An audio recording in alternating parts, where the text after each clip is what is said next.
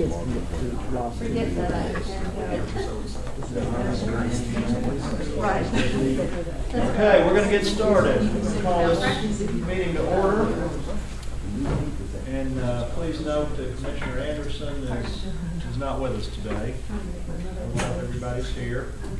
The minutes were mailed, and I would need a motion for approval or otherwise. Second. Motion, and all in favor? Aye. Minutes are approved. We'll move right along to resolution 1239, replacing the existing electric rate schedules of the electric division, providing for changes in electric rate structures as necessitated by PBA's wholesale rate structure change. Wilson. As you know, we've discussed this the last two meetings. You passed it on first reading last month, and it's before you today on second reading. I'll recognize Mark Walker to summarize those two.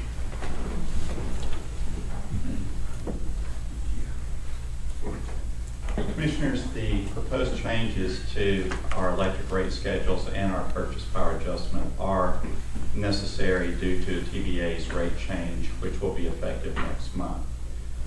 The proposed modifications to our electric rate structure that are reflected in resolutions 1239 and 1240 are in the best interest of KUB and its customers. Without these changes, KUB would take on additional cash flow risk for its electric division and also face new risk with respect to the recovery of its purchase power costs from TBA. And has been noted, we have given the board a couple of detailed presentations on this, so today I'm just going to talk very high-level overview on this. First, talk about it from TBA's perspective. The TBA board last August did adopt a new wholesale rate structure to be effective next month in April of 2011. The new rate structure does include a demand component and an energy component. And we talked about this last month in particular, that starting in April, we will begin paying TBA in part based upon our monthly system peak. That'll be our demand charge. And then our energy charge will be all the kilowatt hours that we receive from TBA to resell to our customers. So we'll have those two components. Those components, the prices of those components will vary over time now. And they will, for KUB, they will vary by season.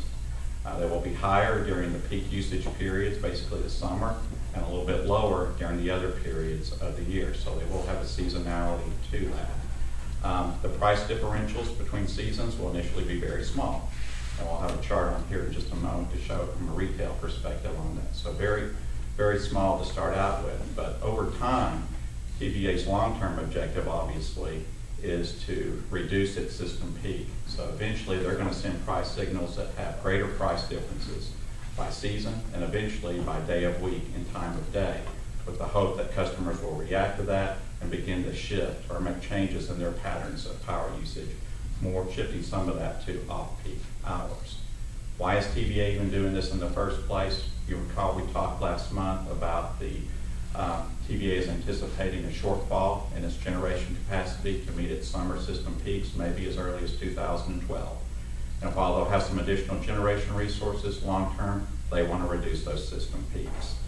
And so this is about sending price signals out to, over the long term, to begin to get some relief and to reduce those peaks. This whole new wholesale rate structure for TBA has perhaps best been characterized as a baby step. It really is setting the stage for the future where you will have bigger price differences by periods of time. Right now it's only by season and the price differences are small, but over time that will change. What are we proposing to change with respect to our rates in response to this? Well, first of all, our retail rate structures will reflect the same seasonality of TBA, basically a flow through of that. We will have different rates by seasons as well. And it's like TBA's wholesale differences aren't very large, our retail differences won't be very large by season. We're also proposing to increase the customer charge for our residential and small commercial customers $2 per month.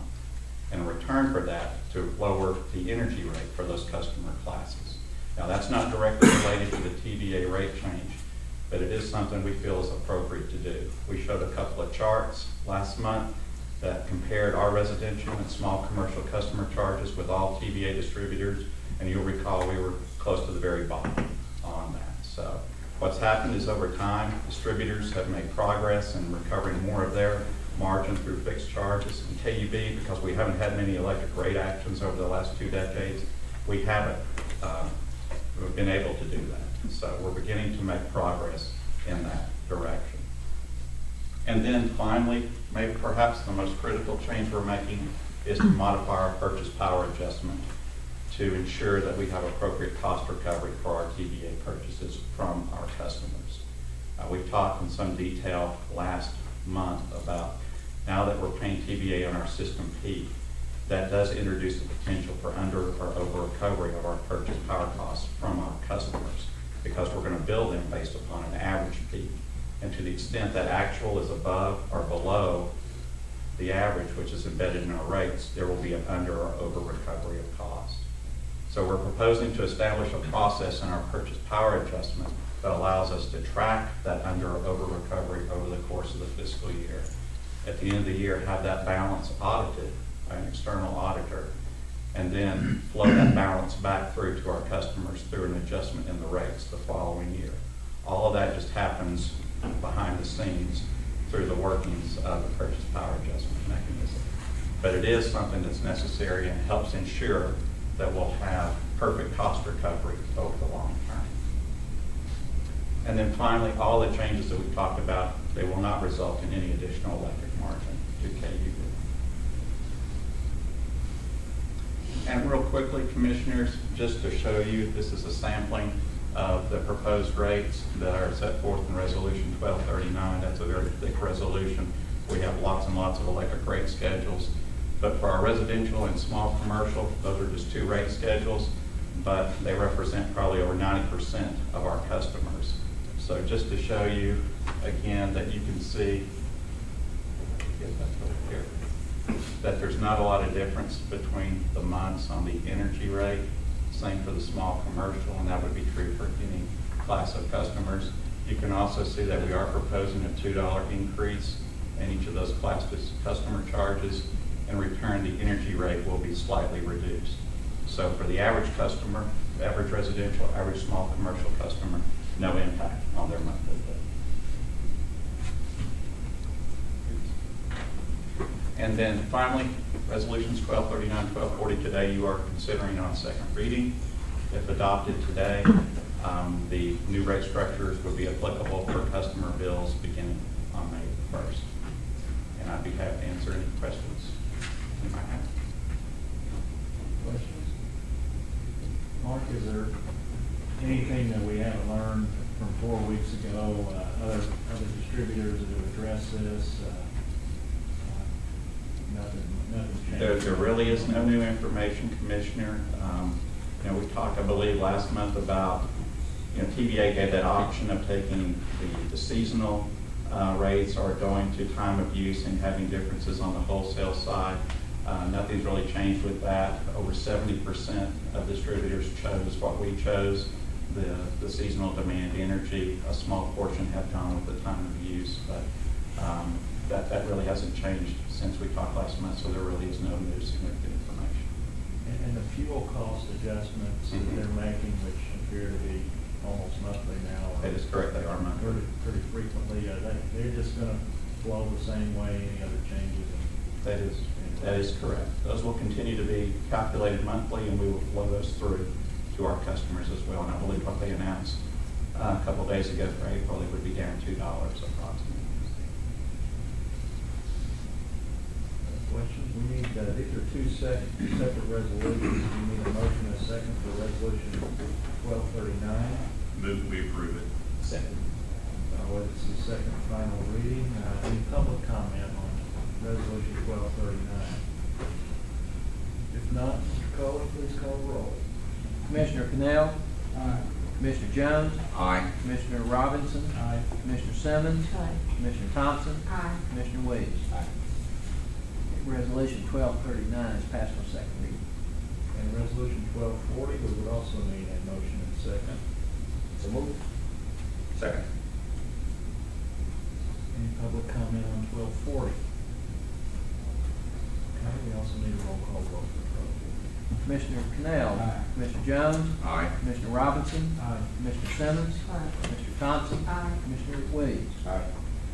Resolution 1240 has passed on second reading. Thank you, and I know I said it before, but I'd like to thank staff, et cetera, for steering us through a very difficult, confusing situation to understand. I think we got the gist of it. Resolution 1241 is addressing adopting revised rules and regulations for the wastewater division of the Knoxville Utility Board, providing for the efficient use, operation, and management of the wastewater system. Commissioners, we're doing this because the Tennessee Department of Environment Conservation has made some changes in their regulations, and that's requiring us to react to that and make some changes in our rules and regulations. I want to recognize Debbie Ailey, our manager of regulatory compliance, to update us on that. Commissioners, as you know, our wastewater rules and regulations are in place to ensure a safe and effective management of our wastewater system. But they're also in place to make sure that we maintain compliance with all of the state and federal laws, including regulations. In fact, back in 2004, they were last modified because of some changes dictated by our consent decree with the EPA. More recently, as Mitha mentioned, the state of Tennessee's Tennessee Department of Environment and Conservation actually asked utilities across the state to incorporate some guidance in their rules, guidance that pertains specifically to commercial users or customers. What I'd like to do today is to describe those changes for you and also talk a little bit about some recommendations that we made to some current business practices. The TDEC requirements actually, as I mentioned, apply not only to our commercial users, but more specifically to our industrial users. Industries that we actually permit because of the nature and the volume of their wastewater flow. We can also have to permit them because EPA requires us to do so because of the processes that they have on their site or at their facility. These rules and requirements are rather technical in nature, but they really affect our rules in three primary ways. First, they broaden the definition of a prohibited discharge. In the past, a prohibited discharge has been anything that really affects the processes at our treatment plant in a negative way. Under the new changes, it includes anything that can affect our biosolids product, that is land applied, and it can also be something that would affect our collection system. Some examples of actual prohibited discharges might include wastewater that has a chemical in it that makes it corrosive. It can cause damage to our sewer mains long term, or something like a petroleum product in a discharge that could cause hazardous vapors in our system, and discharges that can contain solid or viscous materials like grease. In fact, this change includes a numerical limit of 100 milligrams per liter for total oil and grease in any industrial wastewater. This, as you can imagine, this is meant to be protective of our system, and as you can imagine, our industrial customers can discharge several thousand gallons of wastewater to us on a daily basis. So they can have a negative impact on our system if it has grease, if they have grease in their discharge water. The TDEC rules also required us to bring some specific language into our document, language that pertained to sampling, monitoring, and the information that's included in an industrial permit. This really isn't a change for KUB because we've always followed the state and federal regulations on how to sample, when to monitor, and what kinds of things have to be included in an industrial permit so that that facility can maintain compliance. So nothing new there in practice. What is new is that the state asked us to bring this verbiage into our rules and regulations. So that's part of this requirement. The requirement also allows us to use something called a best management practice, or a B&P, to help with prohibited discharges. A B&P can be anything like a procedure that the facility is following. It can be an administrative control. It can be a physical control. It can be schedules of maintenance so that we know that equipment is working properly. It can be any of these things or combinations of them to make sure that nothing hazardous reaches our system. A good example here of an effective B&P might be when an industry agrees to handle a substance or a material or a chemical in part of their plant so that it cannot reach the wastewater flow. They might also include procedures that would detail if they had a spill, how they would handle it, how they would maintain or manage the liquid that was helped in the cleanup of that spill. They might also have procedures in place that require employees to have training on a regular basis to make that B&P effective at preventing a prohibited discharge. B&Ps can actually, they are actually good for us and our customers because they can be as effective as pre-treatment equipment in keeping hazardous things out of our collection system. They're good for our customers because they reduce the equipment costs and sometimes the maintenance costs and even some of the monitoring, sampling and monitoring costs associated with that discharge. Having said that, these rule requirements require facilities to still document and submit to us on a regular basis information to show that they follow those B&Ps and that they're being maintained on a consistent basis. And we in turn have to report that information to the state also. But B&Ps actually are a very positive thing, I think, that came out of these rule changes. And I should also make the point that a lot of times a B&P won't manage a prohibited discharge in and by itself. Sometimes it really has to work with equipment there. All of these changes that I've described to you really in general terms have been well communicated with our customers. We've had meetings with them in particular to talk about the total oil and grease limit and anything else that might impact their facility specifically. We have put the draft changes out on our website so that we could receive any public comment on those. And as required by the state, we published earlier this year in the newspaper the nature and extent of the changes and invited customers at that time to also comment on it. So we don't think that there'll be any surprises as a result of these changes, and I don't believe there's going to be any problems with compliance with these changes.